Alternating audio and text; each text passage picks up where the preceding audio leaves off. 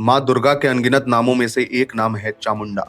यह नाम माता को कैसे मिला, इसकी कथा देवी महात्म्य में मिलती है, जो मार्कंडेय पुराण का हिस्सा है और जिसे दुर्गा सप्तशती भी कहा जाता है। बहुत समय पहले असुर राज शुंभ और निशुंभ ने घोर तपस्या की। उनकी तपस्या से प्रसन्न होकर ब्रह्मा जी ने उन्हें वरदान दिया कि कोई देवता, असुर या यक्ष उन्हें युद्ध में पराजित नहीं कर सकेगा। इस वरदान के बल पर वे अजेय हो गए और घमंड से भर गए। उनकी सेना के दो सबसे भयानक और क्रूर सेनापति थे, चंड और मुंड। शुंभ निशुंभ के साथ मिलकर इन दोनों ने तीनों लोकों पर कहर बरपाया। इंद्रदेव को उनके सिंहासन से हटना पड़ा, देवताओं का वैभव छिन गया, गंधर्व और अप्सराएं जबरन उनके अधीन कर ली गई। धरती पर ऋषियों के यज्ञ बिगाड़ दिए गए, आश्रमों को अपमानित किया गया और यहाँ तक कि गौ और ब्राह्मणों तक को नहीं छोड़ा गया। देवी महात्म्य कहता है कि तेषाम क्रूर वृतानाम सर्वलोका विनाशिनाम, यानी उनके क्रूर आचरण से पूरा लोक विनाश की ओर बढ़ने लगा। अत्याचार से तंग आकर देवता हिमालय पहुंचे और माँ आदिशक्ति की स्तुति की। उनकी प्रार्थना सुनकर प्रकट हुई माँ चंडिका। उसी समय शुंभ और निशुंभ के दूत वहां पहुंचे और बोले, हे देवी, आपकी शोभा और संपत्ति हमारे स्वामी के योग्य है,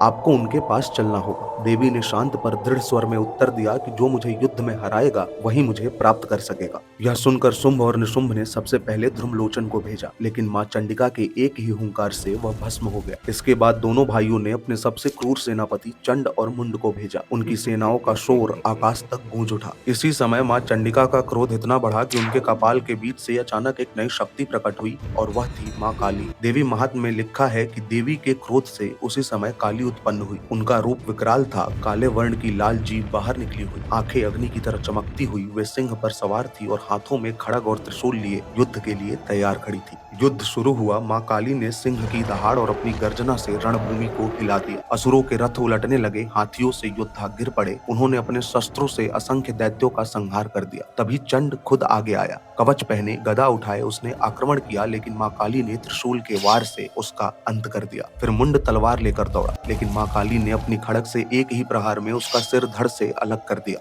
विजय के बाद माँ काली ने दोनों असुरों के सिर उठाकर माँ चंडिका के चरणों में अर्पित किए और उसी समय माँ चंडिका ने प्रसन्न होकर ये कहा कि चंड और मुंड का वध करने के कारण आज से तेरा नाम चामुंडा होगा। तभी से माता का यह उग्र स्वरूप चामुंडा देवी के नाम से पूजित हुआ।